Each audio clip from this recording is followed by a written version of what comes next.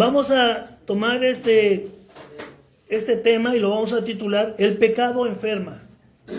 El pecado enferma, pero Cristo sana. Amén. Amén. Gloria a Dios. Mire, leímos el Salmo número 6 y en este Salmo dice: Señor, no me reprendas en tu enojo. Hay un Salmo que dice: mira, pórtate bien para que no hagas enojar al hijo. O sea que el hijo también se enoja. Sí, también se enoja. ¿Sabía usted que cuando el Señor Jesús estaba aquí en la tierra, viendo la necedad y la dureza de corazón de los fariseos, de los sacerdotes, de los maestros de la ley, el Señor Jesús les dijo: necios? Pero no se los dijo así suavecitos: necios, ay, qué bonito necio. Les dijo con autoridad: necios. Y les decía también: hipócritas. Él se enojaba. Hay cosas que a él no le parecen, aunque él es amor. Hay cosas que no le parecen. A él no le gusta el pecado. Y él vino para demostrarnos que sí se puede vivir sin pecar. Mire, la Biblia dice en el libro de Filipenses, en el capítulo 4, que aun siendo Dios, se hizo hombre y se humilló a sí mismo tomando forma de siervo. No nada más se hizo hombre, sino que se hizo siervo. Renunció a su deidad, renunció a su poder, renunció a su majestad, renunció a sus riquezas, a todo renunció. Y vino no nada más a ser como nosotros, sino más bajito que nosotros. Dice: se hizo siervo. No andaba cargando dinero, se hizo siervo. Sus primeros años, cuando ya pudo empezar a trabajar, él trabajaba para mantener a su madre y a sus hermanos. Como el hijo mayor, a él le correspondía toda la responsabilidad cuando José murió. Se hizo siervo. Y dice la Biblia que él obedeció hasta la muerte. Hemos estado hablando del Señor Jesús y hemos estado hablando cómo el Señor Jesús no lo conocía todo, no sabía todo. Cada día el Espíritu Santo le iba revelando.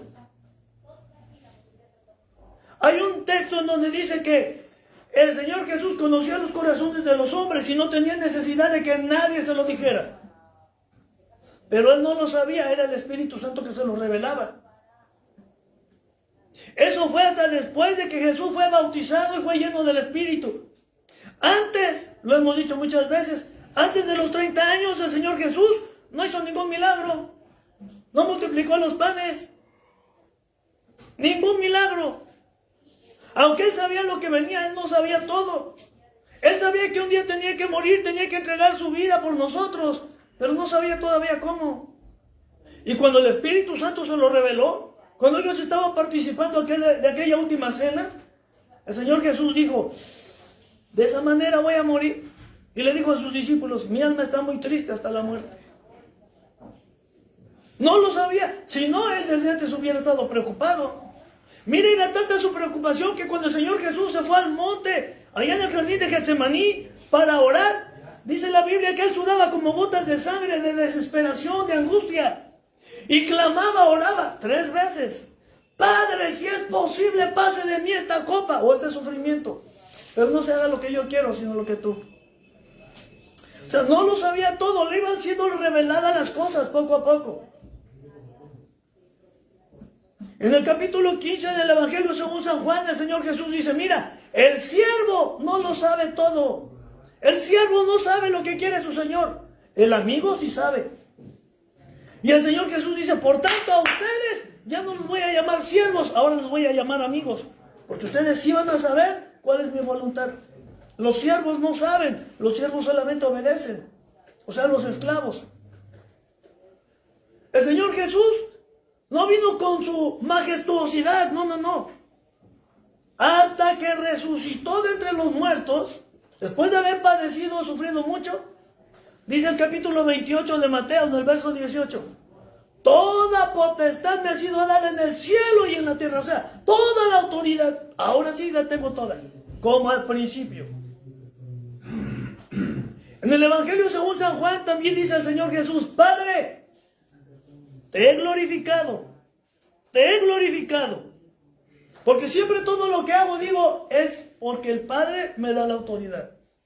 El Padre Dice, yo te he glorificado, ahora glorifícame tú a mí con esa gloria que tuve contigo desde el principio. Y ahora es tiempo de que yo vuelva a ti. Lo dice cuando él sabía que ya iba a ser crucificado. Así que el Señor Jesús se hizo siervo y vino para lavarnos de nuestros pecados. Pero dice entonces, Jehová, capítulo 6 del Salmo, Jehová, no me reprendas en tu enojo ni me castigues en tu ira. Ten misericordia de mí, oh Jehová, porque estoy enfermo. Sáname, oh Jehová, porque mis huesos se estremecen. El título de nuestro tema del día de hoy es El pecado enferma. Ahora quiero decirles, estamos compuestos de tres partes. Nuestro ser está compuesto de tres partes, igual que Dios. Dios es Dios Padre, Dios Hijo y Dios Espíritu Santo. Misterio, ¿cómo que los tres son uno? Pues es un misterio. Pero también es un misterio que cada uno de nosotros estamos compuestos de tres partes. Tenemos un cuerpo de carne, tenemos un alma y tenemos un espíritu. Lo hemos compartido aquí ya antes. Tu cuerpo es como si tú tuvieras un coche. Es tu cuerpo. En tu coche te subes y lo manejas a donde tú quieras. Pero si ese cuerpo no tiene alma, no tiene batería, pues no va a caminar. Pero si ese coche tiene batería, tiene la llave, está bueno, pero no tiene el chofer que lo mueva, pues no va a caminar. Necesita un espíritu. Y nosotros somos coche, alma y espíritu. Tenemos las tres partes. En el libro de Génesis, al principio de la Biblia, dice que cuando Dios hizo al hombre, lo hizo a su imagen y semejanza, lo hizo del polvo de la tierra, por eso nos dice, polvo eres y al polvo volverás. Amén. Dice que ya lo hizo, pero no se levantó. Dios tuvo que soplar aliento de vida. Y Dios es espíritu. ¿Qué le sopló? Espíritu. O sea que si no tuviéramos espíritu, ¿no vivimos? No vivimos. Pero luego puso en el hombre alma, para que también tuviera conciencia. Somos tres cosas. Y es más, la más importante es nuestra alma. Porque el cuerpo un día se va a acabar, se va a desgastar, se va a morir, se va a descomponer y va a volver a la tierra. Va a ser otra vez abono para las plantas. Eso que Dios sopló en nosotros, ese espíritu, dice la Biblia, vuelve a quien lo dio. Se regresa. Pero el alma, esa que es la conciencia, esa no se muere, es inmortal, como el espíritu es inmortal. Y esa alma o va a sufrir o va a gozar, dependiendo de cómo vivamos en este periodo de la vida, mientras estamos sobre la tierra. Una vez les decía, imagínese usted un hilo, y le cuelga por este lado y le cuelga por este lado. Y usted a ese hilo lo agarra, le hace un nudo y lo vuelve a estirar. ¿Dónde quedó el nudo? Lo que cuelga para acá, lo que cuelga de este lado, en medio, a un lado, del otro lado. ¿Dónde quedó el nudo? Bueno, ese pequeño nudo que no se ve, esa es la vida que tenemos mientras estamos en este mundo. Ese nudo es la vida. No hay límite de tiempo. Tú no conoces el principio ni conoces el fin. Y la vida no sabemos cuándo empezó, no sabemos cuándo va a terminar. Pero ese nudito tan pequeño, tan diminuto, va a determinar lo que va a ser tu espíritu, tu alma, después de que mueras. ¿A dónde va a ir a dar tu alma? ¿A la gloria con el Señor? ¿A ese paraíso que tiene para nosotros? ¿O va a ir a dar un lugar de tormento eterno llamado el infierno y después el lago de fuego y azufre que está preparado para el diablo y sus ángeles y también para todos aquellos que le hagan caso al enemigo? ¿A dónde quieres que vaya tu alma, tu espíritu? Es más, te voy a decir, tú no eres cuerpo.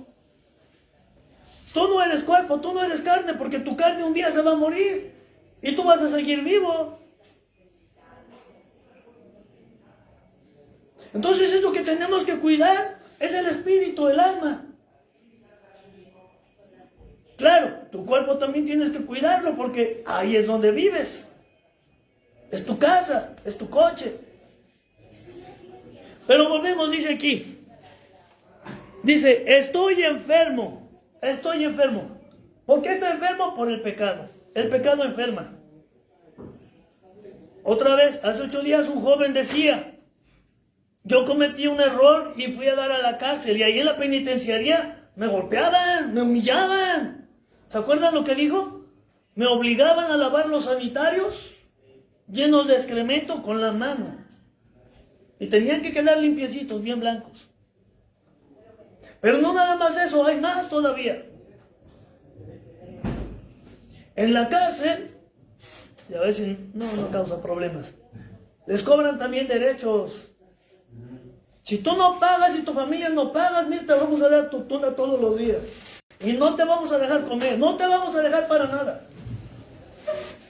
Eso es lo que hace el pecado. Dice en la Biblia el Señor, mira, si tú cometes pecado, te haces esclavo del pecado. El pecado va a gobernar en tu vida y te va a ir mal. Nos decía también ese joven en su testimonio hace 8 días, no puedo dormir, se me va el sueño, no puedo dormir, me acuerdo de lo que hice, me acuerdo de mi maldad. Mire, la conciencia no me deja. ¿Sí se acuerdan? Eso es consecuencia del pecado. De hecho, mire, ahí en la cárcel también le dan, porque ahí vive uno preso de otra prisión. Sí. De hecho, ahí vive uno preso y también le dan una junta de información. Yo me acuerdo por la oración a la responsabilidad, porque dicen que es conciencia a la responsabilidad de lo que uno está viviendo. Porque ahí me decían, pues no es el fin del mundo, ¿no? O sea, la vida no ha terminado para ti. Y le muestran habla por habla, o sea, tú puedes ir a escuchar la palabra de Dios, puedes ir a mejorar tu camino en un AA para que tú puedas hacer una conciencia de serenidad, pero es igual, o sea, igual le dicen así cosas, porque sí, ahí decían, pide uno conciencia, y aquí pues pide una humildad, o sea, aquí está hecho humildad, y allá, o sea, pido conciencia para reflexionar, o sea, mis actos. Porque ahí también así, o sea, pues son bastantes cosas que no, o sea, vive uno bien feo. Bueno, pero vamos a enfocarnos ahorita en las consecuencias del pecado. El pecado enferma.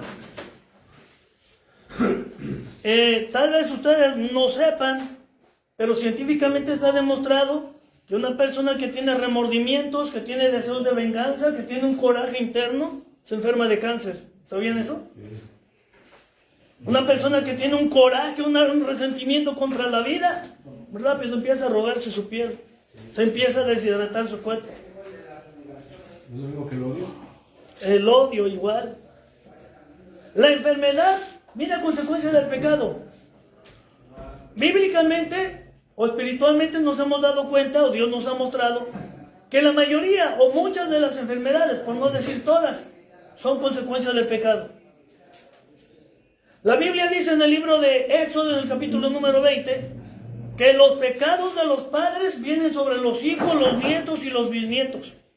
Dice hasta la 3ª y 4ª generación. Pero si nosotros no rompemos esa cadena de pecado, se sigue. Son maldiciones generacionales. He preguntado aquí, ¿conoces a alguien que haya tenido cáncer? ¿Y verdad que luego los hijos resultan con cáncer? ¿Y luego los nietos y los bisnietos también? ¿Conoces un matrimonio que se haya desintegrado? ¿Que se hayan separado los padres? ¿Y luego viene la misma maldición sobre los hijos? ¿Y luego viene la misma maldición sobre los nietos y los bisnietos? Pero si alguien no rompe esa cadena, se va a seguir. Son pecados generacionales. Las varices, la diabetes, la artritis y muchas enfermedades no son enfermedades propias del cuerpo, sino que son herencias de maldición. Llegó con nosotros una joven y recibió a Cristo y empezó a cambiar su vida. En su casa, su mamá, su papá, les gustaba la brujería. Mandaban traer brujos de Veracruz, brujos de otros estados, los albergaban en su casa, los atendían como reyes para que hicieran brujería a su favor. El papá murió de cáncer, un hijo murió de cáncer, otra hija murió de cáncer, otra tercera hija acaba de morir de cáncer. Hay creo que otros dos, una ya tiene, pero la joven que llegó con nosotros a la congregación, ella pidió a Dios perdón. Y le enseñamos, mira, no tienes que pedir perdón nada más por ti, también pide perdón por los pecados de tus padres, de tus abuelos, de tus tatarabuelos, por tus gobernantes. Pide perdón. Mire, a la joven se le estaban haciendo los dedos así todos chuecos. Ya no podía agarrar las cosas. Pero cuando Dios la perdonó, mire, sus dedos se enderezaron otra vez. Ella ya rompió esas cadenas de maldición. Ella ya no está expuesta a morir de cáncer o de artritis. El pecado enferma. De hecho, el pecado es la consecuencia de la enfermedad. En el Salmo número 32 dice lo mismo. Dice, bienaventurado aquel cuya transgresión ha sido perdonada y cubierto su pecado. Bienaventurado el hombre a quien no culpa, Jehová no culpa de iniquidad, y en cuyo espíritu no hay engaño. El que ya fue perdonado, bienaventurado, ya no va a tener que padecer esas enfermedades o esas maldiciones. Conocí a un hombre, yo quiero decir un hombre de Dios, es un predicador del evangelio. Él nos testificó que cuando era niño andaba sin calzones, eran muy pobres. Su casita de carrizos y rezanada con lodo. Su mamá lo amaba mucho, dice, yo no sabía lo que era la pobreza porque yo tenía el amor de mi madre.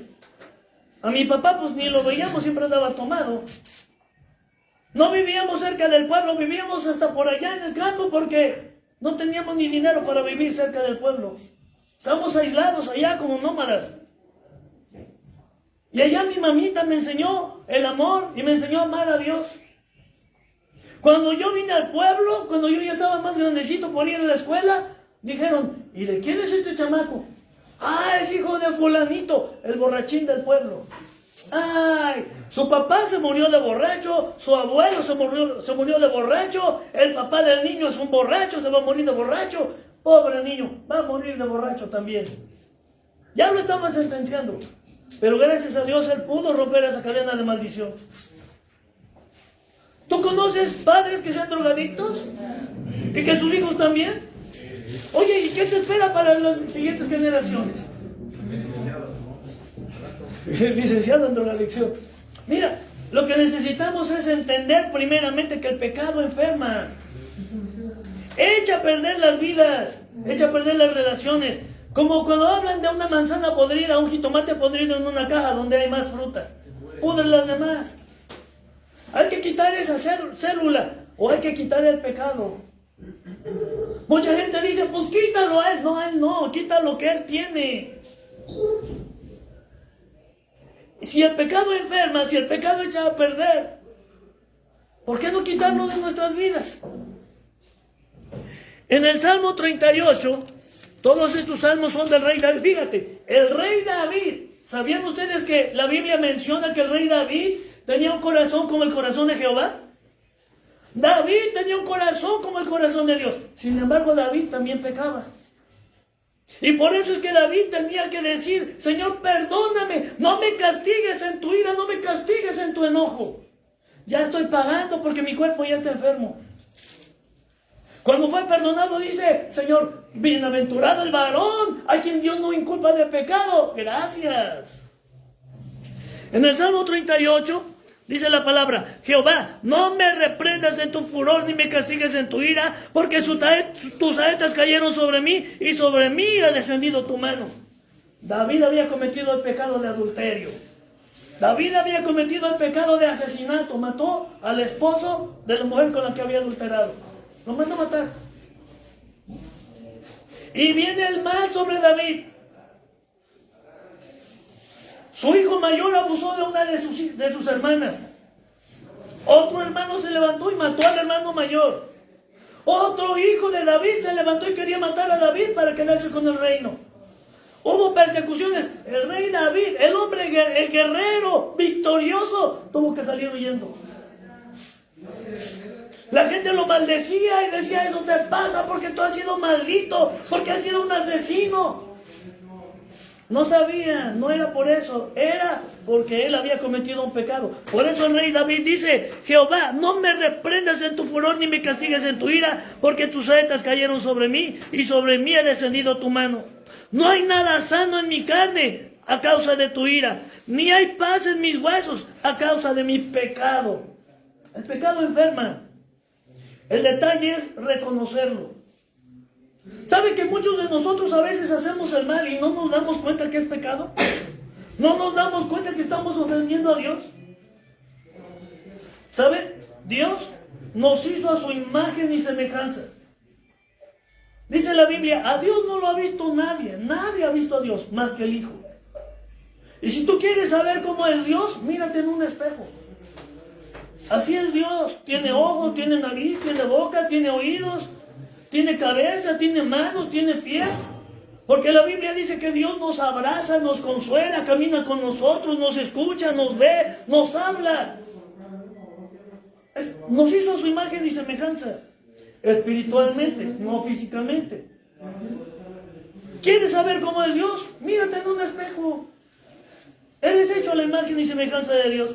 ¿Y saben por qué el diablo siempre la agarra contra nosotros? Por lo mismo que somos hechos a imagen y semejanza de Dios. El diablo sabe cuál es su destino. ¿Sabe? El diablo fue un ángel muy hermoso que Dios hizo. Muy hermoso, muy inteligente. Se llamaba Luzbella o Luzbel. Un ángel lleno de luz, lleno de gracia. Muy inteligente. Encargado de la alabanza para Dios. Encargado de la música.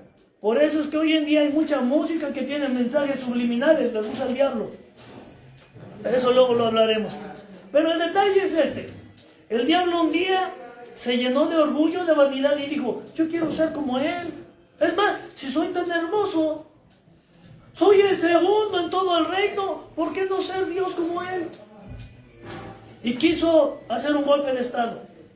Y Dios lo arrojó del cielo, junto con 2/3 partes de los ángeles. En coraje, en represalia, el diablo atenta contra Dios. Pero el diablo no le puede hacer nada a Dios. Pero lo hace contra la imagen de Dios.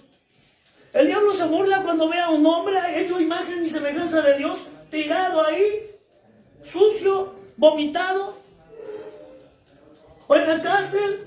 El diablo se goza de vernos así porque dice: tú eres semejanza de Dios. A ti Dios te ama y te hizo a su imagen y semejanza, y por eso lo tengo contra ti.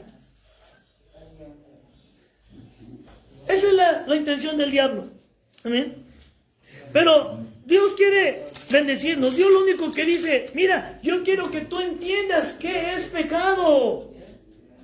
No atentes contra mí. ¿Sabes quién influye en ti? El enemigo. Dice la Biblia en el libro de Hebreos: estamos rodeados de tan grande nube de testigos. Yo te pregunto, si tú estás solo allá afuera, ¿habrá testigos? Sí. No de Jehová, testigos espirituales. Hay cientos de miles o millones de espíritus inmundos. Hay espíritus inmundos, espíritus malos y hay demonios. Y siempre están rodeándonos. Siempre. ¿Alguien de aquí ha escuchado algo de los espiritistas? ¿Verdad que cuando alguien va y consulta a los muertos o los espíritus, le hacen venir al abuelito de Batman, a la abuelita de Superman? ¿Sí o no? Usted va, la bola de cristal, todo lo ve muchas cosas. Usted va y le pregunta y hacen venir a Juan Camaney. Le echan las cartas. Y le echan las cartas y le dicen cosas. Mire, la verdad, dice la Biblia que la persona que muere está muerta, no regresa. Pero hay tantos espíritus, tantos demonios que andan detrás de nosotros todo el tiempo, que se aprenden tus secretos. Se aprenden la manera en que hablas. Se aprenden lo que le dijiste a aquella persona en secreto. Todo se aprende. Y cuando los espiritistas invocan al espíritu de aquel, no viene aquel espíritu, vienen demonios que anduvieron con él. Y te pueden decir todos tus secretos. todos. Mira, una vez, en una de estas guerras que tuvo Estados Unidos contra Vietnam, un hombre lo dieron por perdido y dijeron muerto en batalla. No encontramos su cuerpo, muerto en batalla. Le mandaron a la mujer sus pocas pertenencias, su cheque de retiro y sus condolencias. Se murió tu marido, héroe de guerra. Y la mujer decía, ¿pero cómo? Y fue a un centro espiritista y le decían, sí, vamos a hacer venir el espíritu de tu marido. Y llegaba un espíritu y decía, así soy yo. Acuérdate cuando te regalé esos aretes.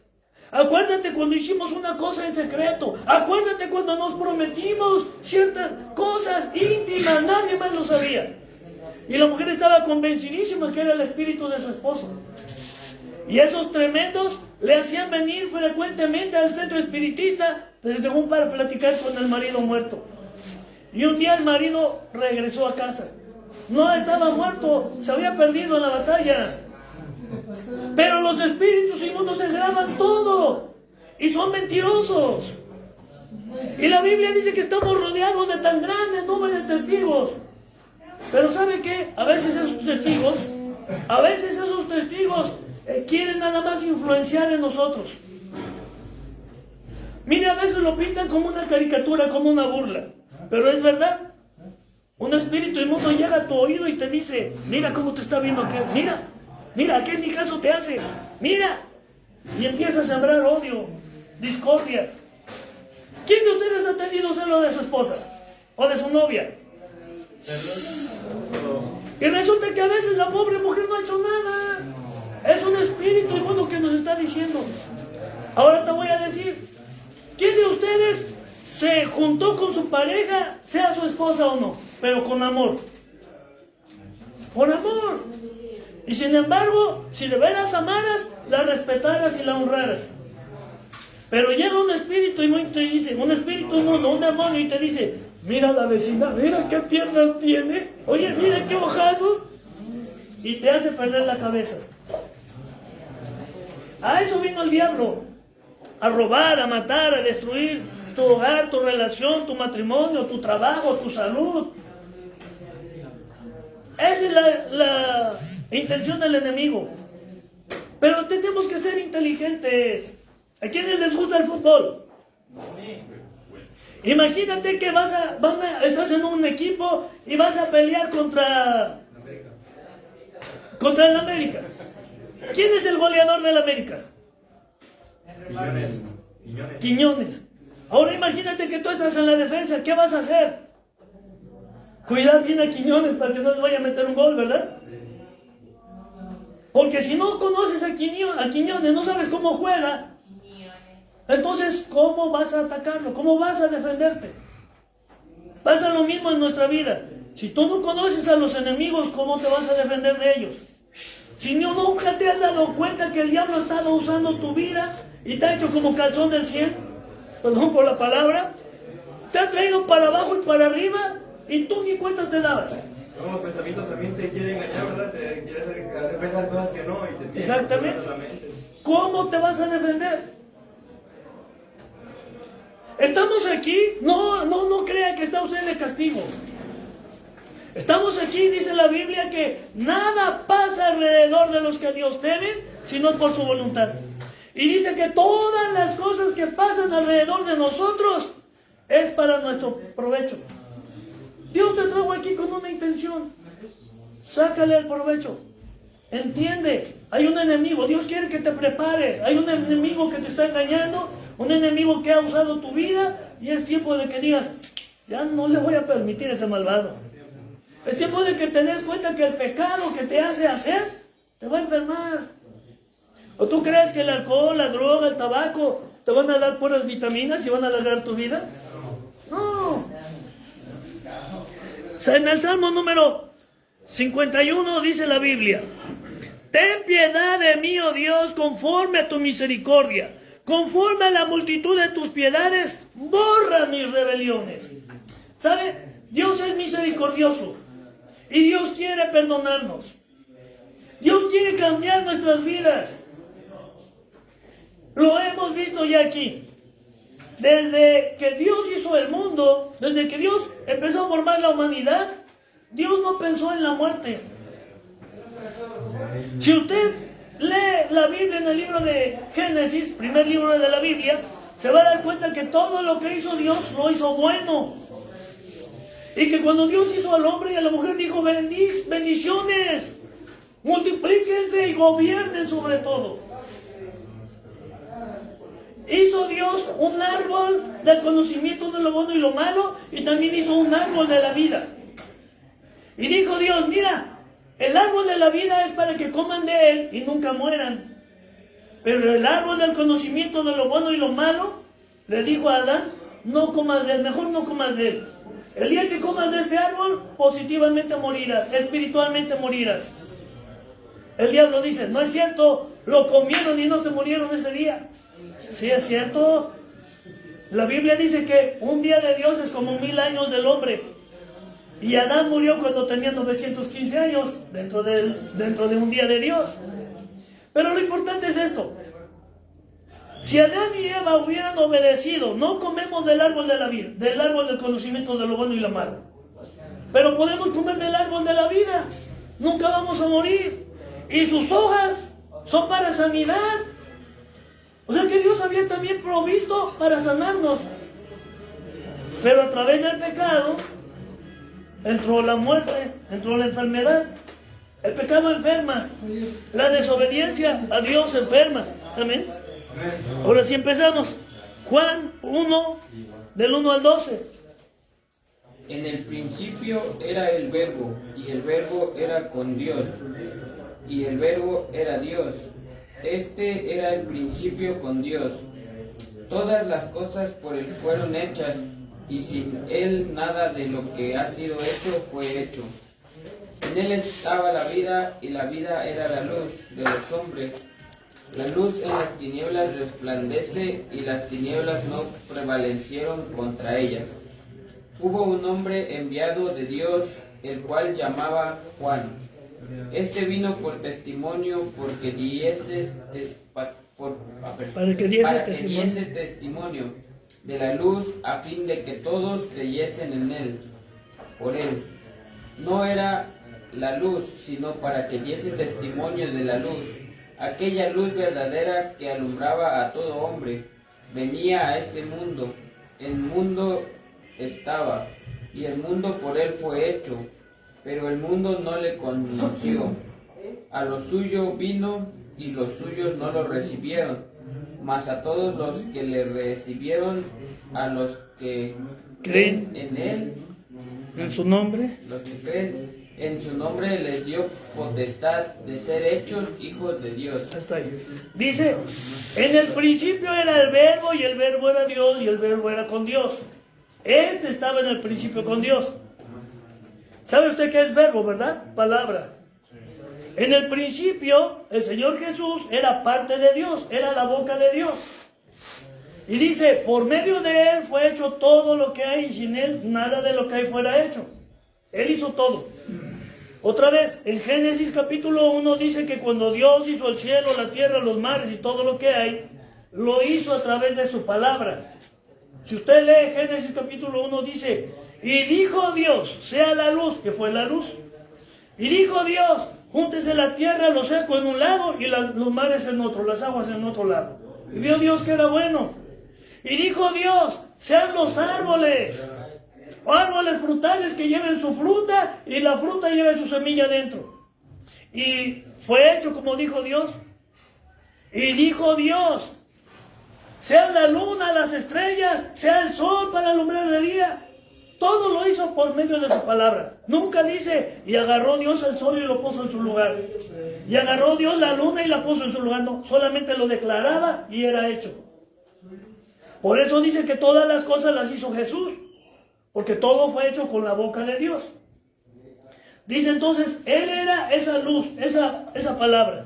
Y esa luz divina vino al mundo, pero el mundo no lo conoció, no lo recibieron. Y el verso 12 dice, pero a los que le recibieron, a los que creen en su nombre, les dio derecho de ser hechos hijos de Dios. Una vez iba yo caminando Ya era tarde para mí, iba yo a la congregación, llevaba yo mi Biblia, todavía no era yo pastor. Iba yo, llevaba mi Biblia y de repente un viejito, un señor ya de edad, me dice, buenos días, hermano. Y le contesté, buenos días. No me oyó bien. Buenos días, hermano. Sí, buenos días. No me entendió. Yo le dije, buenos días, hermano. Le digo, pues ya le contesté, buenos días. Le digo, pero mire, ya se me hizo tarde, voy corriendo. Y me dijo, ¿qué no sabe que todos somos hermanos? Dije, no. La Biblia dice que Jesús nos da la oportunidad de poder llegar a ser hijos de Dios. No todos somos hijos de Dios. En el libro de Génesis, capítulo 6, verso 1, dice, y vio Dios, habla de los ángeles, dice que sus hijos, los hijos de Dios, tomaron para sí de entre las hijas de los hombres, de las mujeres hermosas, las tomaron como esposas. Y se hizo una raza de gigantes, porque déjenme decirle que los ángeles son grandes, son gigantes. Esos ángeles fueron los ángeles caídos. Los ángeles caídos tomaron entre las mujeres, de los hijos de los hombres, tomaron mujeres para hacerlas sus esposas. Entonces, los hijos de Dios, los ángeles. Dios nunca le dijo a Adán, tú eres mi hijo. Fue creación de Dios. No es lo mismo que un hijo. Amén. Y aquí en el capítulo 1 del Evangelio según San Juan, verso 12, dice, todo aquel que cree en Jesús le da la oportunidad de llegar a ser hijo de Dios. Yo pregunto, ¿habrá aquí algún hijo de Dios? Ahora, ¿cómo sabemos si de verdad somos hijos de Dios? ¿O somos hijos naturales, hijos del hombre? Es lo peor todavía. Aquí mismo en el Evangelio según San Juan, el Señor Jesús tiene una discusión con los maestros de la ley, con los sacerdotes, y les dice, ustedes son hijos de vuestro padre el diablo. Así les dice, son hijos de vuestro padre el diablo. Ellos eran sacerdotes, conocían la Biblia, decían que hacían la voluntad del Padre de Dios, y sin embargo Jesús les dice, no, ustedes son hijos del diablo. Entonces hay hijos de Dios, hijos del diablo, y hay hijos de los hombres. Amén. Tenemos que tener cuidado y aprender de quién soy hijo. ¿De quién soy hijo? Rápidamente les comento, porque ya nos dicen que van a fumigar.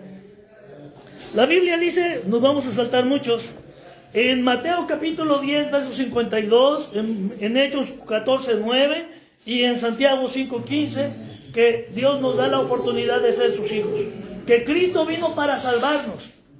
Cristo vino para sanar. Cuando una mujer que estaba enferma de flujo de sangre se acercó para tocar el manto del Señor Jesús y fue sana por simplemente tocar el manto de Jesús, el Señor Jesús volteó y le dijo, mujer, no le dijo eres sana, dijo eres salva.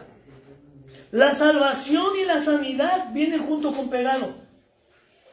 Si un hombre, una mujer, una persona quiere una sanidad divina, también necesita la salvación divina. Decíamos, el pecado produce enfermedad, el pecado enferma, pero la salvación produce la sanidad. Y eso es a lo que vino el Señor Jesús, a sanarnos, pero no nada más a sanar nuestro cuerpo, sino también nuestro espíritu y nuestra alma. A veces tenemos algo en la cabeza que no nos deja dormir, tenemos remordimientos. Cristo quiere sanar nuestro cuerpo, nuestra alma y nuestro espíritu. Él quiere sanarnos todas las áreas de nuestra vida. Amén. Amén. Pero lo que necesitamos es pedirle. La Biblia dice, mira, si creyeres con tu corazón, pero confesares con tu boca, te será hecho. Porque si tú crees en tu corazón, pero nunca lo confiesas, no te va a llegar. Imagínate que ves que el vecino tiene un árbol de mangos petacones, bien ricos, bien jugosos, bien dulces. Tú estás viendo cuando el vecino, mira, agarra su mango, lo corta y se lo está comiendo, hasta le escurre el juguito de mango y tú te estás antojando. Sabes que está sabroso, estás viendo cómo se lo disfruta. Pero él no te va a dar si no le pides. Con el Señor Jesús pasa lo mismo. Él ya trajo la salvación. Él vino a dar su vida preciosa por nosotros. Pero nosotros tenemos que pedirle que nos perdone. Y cuando Él nos perdona, también nos sana. Va a sanar nuestra alma. Va a sanar nuestro espíritu. Nuestra conciencia la va a limpiar. Y va a sanar nuestro cuerpo. Les decía de la joven que llegó ahí a la congregación con los dedos torcidos. A partir de que ella recibió a Cristo en su corazón, a partir de que ella le pidió perdón a Dios, mire, sus dedos se enderezaron. Ella es libre. Y déjeme decirle, Dios la bendijo con un matrimonio hermoso y la mujer se la llevaron a vivir a Tijuana. Viven de maravilla. Nos habla por teléfono, platica con mi esposa y dice, mi esposo es un hijo de Dios, es un ángel de Dios. Si vieras cómo me trata, nada con lo que yo había vivido antes. Oye, porque Dios quiere cambiar nuestra vida, y no nada más la nuestra, también la de nuestros hijos y de nuestra familia. Amén. En el libro de Hechos, capítulo 4:12, dice que solamente Cristo salva, solamente Él salva. Porque no hay otro nombre dado a los hombres debajo del cielo en que podamos ser salvos, más que en el nombre de Jesús. Decíamos hace 8 días, porque María no dio su vida por ti, ella no murió por ti. Porque San Juditas no dio su vida por ti. Porque San Martín de Porres, San Martín Caballero y todos los santos y vírgenes que quieran no murieron por ti. El único que tomó tu lugar fue el Señor Jesús.